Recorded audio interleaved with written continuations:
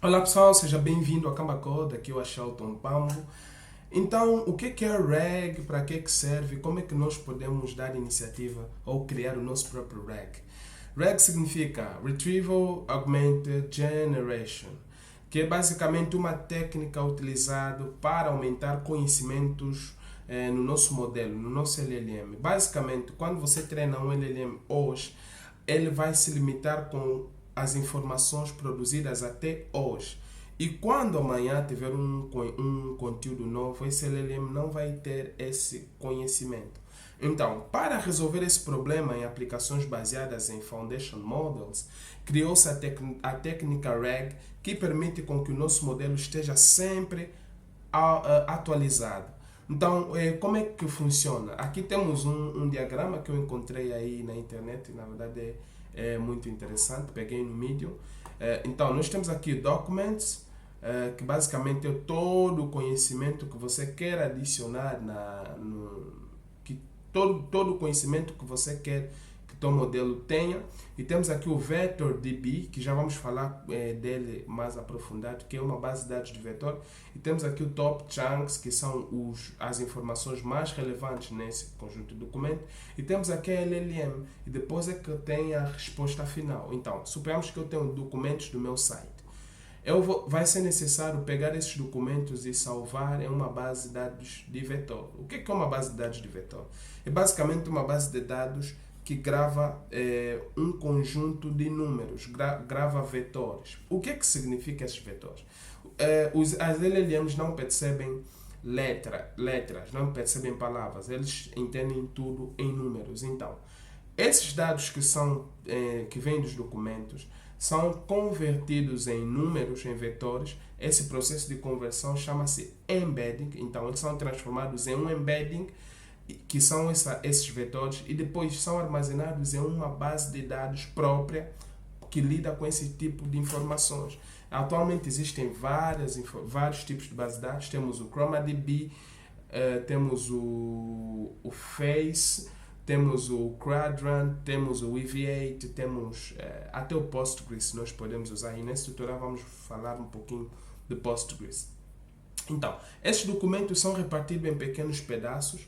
Depois, esses pedaços são convertidos em texto, em números. Depois são armazenados nessa base de dados. Depois, quando o utilizador faz uma pergunta, essa questão vem diretamente para a base de dados. Essa questão que o utilizador faz é convertida em número, vem para essa base de dados e ele procura os números mais próximos daquele que foi inserido. E aqui então o top key, né? O top key, esse key pode ser 1, 2, 3, depende do problema que estás a tentar resolver. Eu posso meter que quando o utilizador faz uma query, eu vou lhe retornar os três números, ou seja, os três embeddings mais próximos daquilo que o utilizador introduziu. Depois, pega esses embeddings, passa para a LLM e a LLM vai responder com base a esses embeddings aqui. Então, utilizando essa metodologia, todos os dias, o nosso modelo vai estar atualizado, bem atualizado. Então, como é que isso funciona no código? Eu tenho aqui um projeto bem simples. Então, tenho aqui um Docker Compose. Aqui em Docker Compose eu instalei o PG Vector, que é a extensão do Postgres, que transforma o Postgres, uma tabela de Postgres em uma, basicamente, base de dados de vetor, se podemos assim dizer. Então, é algo simples. E aqui, em RAG Simple, nós temos aqui uma demonstração de como é que RAG funciona. Temos aqui então uns samples de documento. Eu coloquei aqui uns documentos básicos que vão ser utilizados como RAG. Esses documentos podem ser substituídos com informações que vêm do teu website, PDFs, Excels, ou qualquer coisa que esteja vindo diretamente da tua base de dados. Eu decidi colocar algo aqui que é para nós conseguirmos acompanhar de uma forma mais simples. Então, esse aqui é o conjunto de documentos. Esta aqui é a nossa conexão com a base de dados. Tem aqui o Postgres, tem aqui o localhost e o nome da base de dados está aqui. Eu estou utilizando o UV, então vou abrir aqui para verem tudo que eu estou a utilizar. O que vocês precisam é deste Postgres, precisam do LangChain, então basicamente essas informações. O Streamlit nem tanto. Então, isso aqui são as coisas que eu adicionei para esse projetinho. Então, Aqui eu estou criando o vetor. Estou a criar a coleção. Então, o nome da coleção é Documents. E eu estou a utilizar o embedding da OpenAI. Esse embedding é um modelo que tem a funcionalidade de transformar essas frases, palavras em vetores. Então, é um modelo que só tem essa funcionalidade mesmo. Então, aqui esse é o processo de ingestão dos dados, ou seja, é aqui onde nós vamos vamos transformar esses dados aqui em vetores.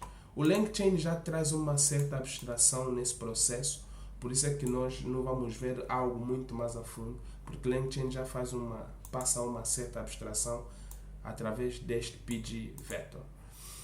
Então vamos aqui na ingestão, nós recebemos como parâmetro o documento, depois chamamos essa função aqui, que é para transformar em embedding. Depois tem essa função tem o método addDocuments. Então, o store.addDocument significa que vamos passar esse documento a essa coleção, vai transformar automaticamente em embeddings e vai gravar na base de dados Postgres. Então aqui é só para mostrar os documentos que foram ingeridos. E temos essa parte aqui que é da query. Então, o nosso retriever é que estamos a chamar a nossa base de dados. Lembram que nós temos aqui o top key, né? Nós escolhemos o top key aqui. Então, nós aqui chamamos a base de dados e aqui em top key metemos o 3. O valor do capa colocamos o 3. Certo? Nós queremos 3 resultados mais próximos da entrada que nós colocamos. Então, aqui nós passamos um prompt básico que é para ele responder as questões baseado apenas no contexto. Esse contexto está a ser passado aqui como context. Isso aqui vai vir desse top 3. E a questão é a questão que o usuário vai fazer. Lembra, caso você não saiba a LangChain, nós temos aqui um curso de LangChain. Vai nas playlists, nos vídeos, você vai conseguir ver ali o nosso curso de LangChain. Eu vou deixar o link na descrição para você ir diretamente às nossas aulas de LangChain. Então aqui nós vamos criar a nossa chain. Primeiro nós passamos o contexto, depois passamos o prompt, temos aqui o nosso modelo, que estamos a utilizar a OpenAI, o GPT-4o Mini. A temperatura colocamos 0, que é para ele não alucinar sobre os dados que estão a ser passados. E depois nós colocamos aqui o output parser, que é para transformar a saída em string. Então retornamos o resultado, conforme está aqui. E temos aqui a função main, onde aqui no ingest, na ingestão, nós passamos o sample documents, que é o que está aqui. Passamos que é para ele ser ingerido e transformado em vetor. E depois temos aqui questões. Então, as questões simples que passamos para ele é o que é reg, como é que o pgvector está relacionado ao PostgreSQL e com quem a Shelton Palm está casado. Né? Então, aqui nós podemos ver, temos aqui uma interação, certo? Temos aqui uma interação que é para ele iterar sobre essas questões. Então, sequencialmente, ele vai fazer uma dessas perguntas e dar a resposta.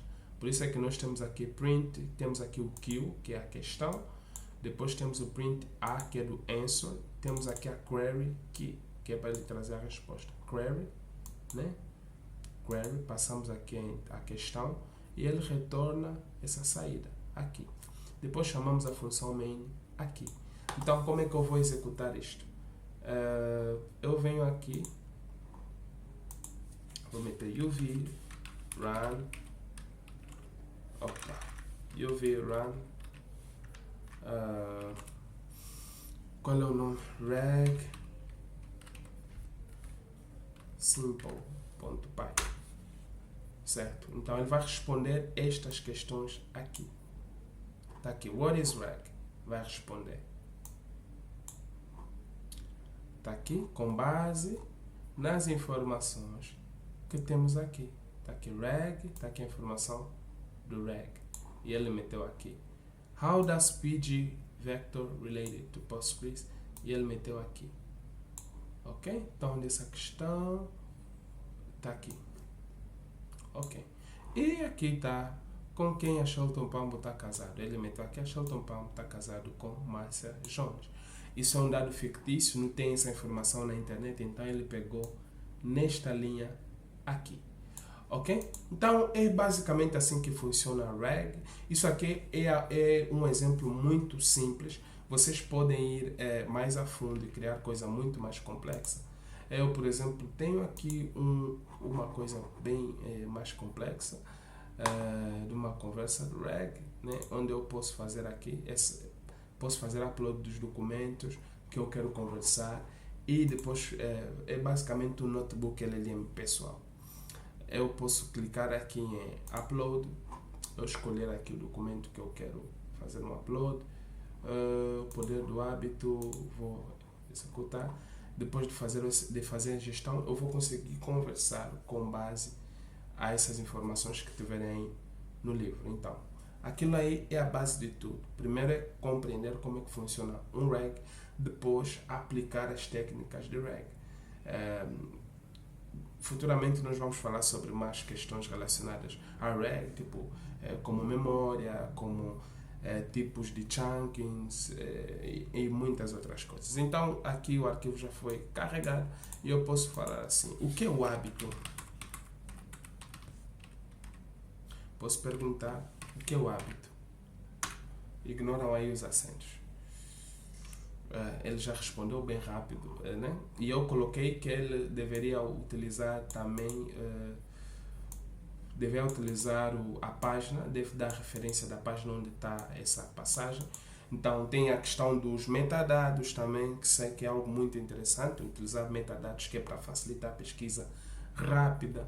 Então, o que é o hábito? Ele aqui já dá a definição do hábito, qual parte do cérebro,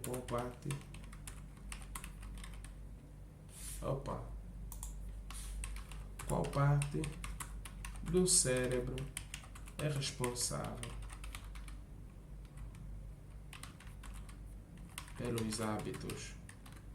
Eu já li esse livro, tem uma parte que fala sobre gânglios basais, que é basicamente a área responsável do nosso cérebro, e aqui está. As áreas do cérebro responsáveis pelos hábitos são gânglios basais e tronco cerebral. É basicamente isso. Se irem na página 343, vamos encontrar esta referência. Então, pessoal, se você gostou dessa aula, coloque like e escreva nos comentários o que é que você gostaria que nós trouxéssemos aqui no canal. Já temos conteúdos sobre agentes, conteúdos sobre LangChain do zero, com os projetinhos bem bacanas. E agora você tem uma mini introdução sobre o RAG, e certamente eu vou ensinar vocês como construírem um sistema como esse, que possivelmente vocês podem utilizar em um projeto real. Então, nós estamos juntos, nos vemos no próximo vídeo.